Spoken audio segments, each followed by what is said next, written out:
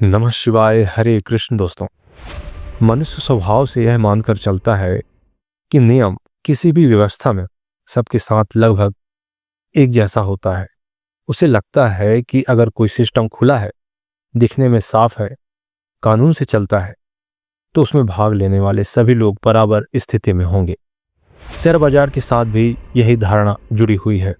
लेकिन व्यवहार में मनुष्य सीमित जानकारी, डर, लालच और उम्मीदों के आधार पर फैसले करता है, जबकि बड़ी व्यवस्थाएं शक्ति, तकनीक और संसाधनों से ही चलती हैं। यहीं से सोच और हकीकत के बीच दूरी बनती है। दिक्कत बाजार में जाने की नहीं है, दिक्कत उसे जैसा है वैसा ना समझने की है। इस वीडियो में हम जानेंगे, क्या शेयर बाजार सच में सबके लिए बराबर है?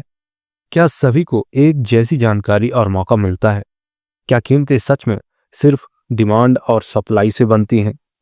रिटेल निवेशक और बड़े संस्थागत निवेशक क्या एक ही तरह का खेल खेलते हैं?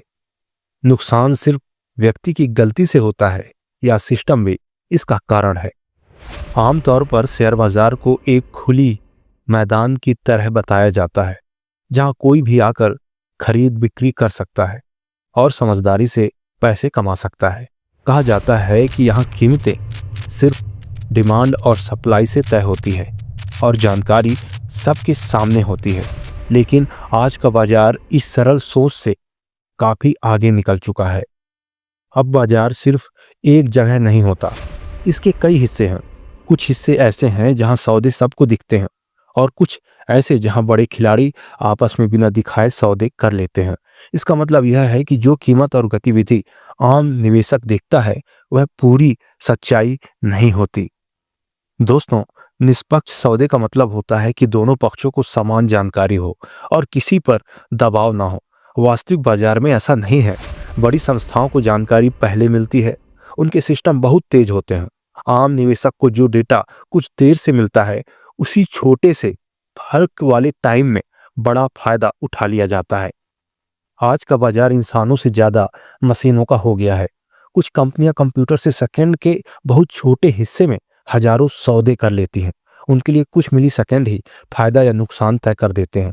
आम आदमी इतनी तेजी से सोच भी नहीं सकता, प्रतिक्रिया देना तो दूर की बात है। बड़ी कंपनियां अपने कंप्यूटर एक्सचेंज के बिल्कुल पास रखती हैं ताकि सिग्नल जल्दी पहुंचे। यह फायदा आम निवेशक कभी नहीं पा सकता, चाहे उसका इंटरनेट कितना भी अच्छा क्यों ना हो। वह इस दौड़ में पीछे ही रहता है। डिमांड और सप्लाई को भी अब सिर्फ स्वाभाविक चीज नहीं समझा जा सकता। कई बार बाजार में ऐसा दिखाया जाता है कि बहुत खरीद या फिर बहुत बिक्री आने वाली है, जबकि असल में वह सिर्फ दिखावा होता है। जैसे ही छोटे निवेशक उस संकेत पर काम करते हैं, बड़े खिलाड़ी अपना असली सौदा कर लेते हैं। चार्ट और इंडिकेटर आम निवेशक को बहुत महत्वपूर्ण लगते हैं, लेकिन बड़े निवेशक इन्हें यह जानने के लिए देखते हैं कि आम लोग कहां खरीदेंगे और कहां बेचेंगे। उन्हें पता होता है कि स्टॉप लॉस आमतौर पर कहां लगाए जाते हैं। कीमत को जानबूझकर वहां तक ले जाया जाता है ताकि मजबूरी में बिक्री हो और उसी बिक्री से बड़ी खरीद पूरी की जा सके। कमीशन फ्री ट्रेडिंग दिखने में फायदा लगता है, लेकिन इसके पीछे निवेशक के ऑर्डर की जानकारी बड़े खिलाड़ियों को दी जाती है। निवेशक को लगता है कि वह ग्राहक है, जबकि असल में उसका ऑर्डर डेटा ही बिक रहा होता है। जीरो ब्रोकरेज वाले ऐप को जिन लोगों के द्वारा उपयोग किया जाता है, वास्तव में उस एप्लीकेशन से हजारों लाखों ट्रेडर्स या फिर इन्वेस्टर्स जुड़े होते हैं। हजारों या लाखों ट्रेडर्स के द्वारा शेयर की खरीदी बिक्री के लिए एक ही टाइम पर जिस कीमत के लिए ऑर्डर दिए जाते हैं, दूसरे हजारों या लाखों ट्रेडर्स के द्वारा शेयर की बिक्री खरीदी करने से पहले उसी समय में, अर्थात एक सेकंड के हजारवें हिस्से के बराबर समय में डिस्काउंट ब्रोकर्स के द्वारा बड़े संस्थागत निवेशकों को यह ऑर्डर डेटा बेच दिया जाता है। इसके बदले उन्हें अच्छा खासा इनाम भी दिया जाता है, अर्थात उन्हें कमीशन मिलता है।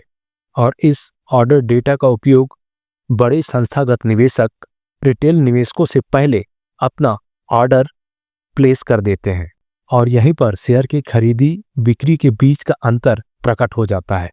अर्थात कीमत के थोड़े बहुत अंतर में बड़े निवेशक अच्छा खासा मोटा रकम कमा लेते हैं और इसमें फंस जाते हैं रिटेल निवेशक और अपना नुकसान करते हैं।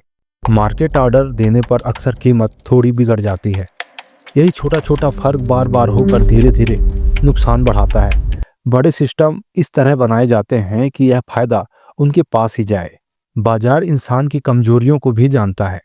नुकसान का डर, सबको देखकर वही करना, पुराने भाव से चिपके रहना और नुकसान वाले सौदे को छोड़ ना पाना, ये सब आम बातें हैं। मशीनों को इनसे कोई फर्क नहीं पड़ता, लेकिन इंसान इन्हीं में फंसता है। मीडिया और खबरें भी बाजार की सोच बनाती हैं। Breaking news: the market faces unprecedented volatility. Experts are advising caution as major indices plunge. कभी बहुत डर दिखाया जाता है, कभी बहुत उम्मीद। इन बातों का समय अक्सर बड़े निवेशकों की जरूरत से जुड़ा होता है। छोटी अवधि की ट्रेडिंग में बाजार ऐसा खेल है जहां एक का फायदा दूसरे के नुकसान से आता है। जब एक पक्ष बहुत ताकतवर हो तो संतुलन अपने आप बिगड़ जाता है। दोस्तों, यह मान लेना कि बाजार पूरी तरह गलत है या कोई एक पक्ष जानबूझकर बुरा कर रहा है, अधूरी बात होगी। हर पक्ष अपनी जरूरत के अनुसार काम करता है।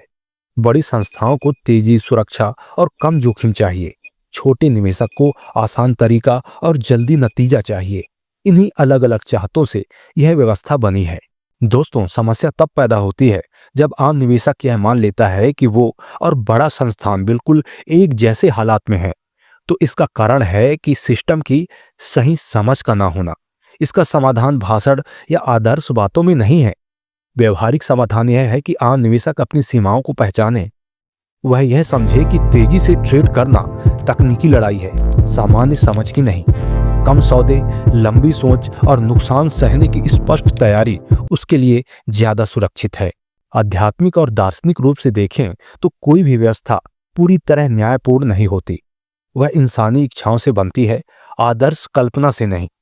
जब यह बात मान ली जाती है तो उम्मीदें सही जगह आ जाती हैं और फैसले ज्यादा शांत होते हैं।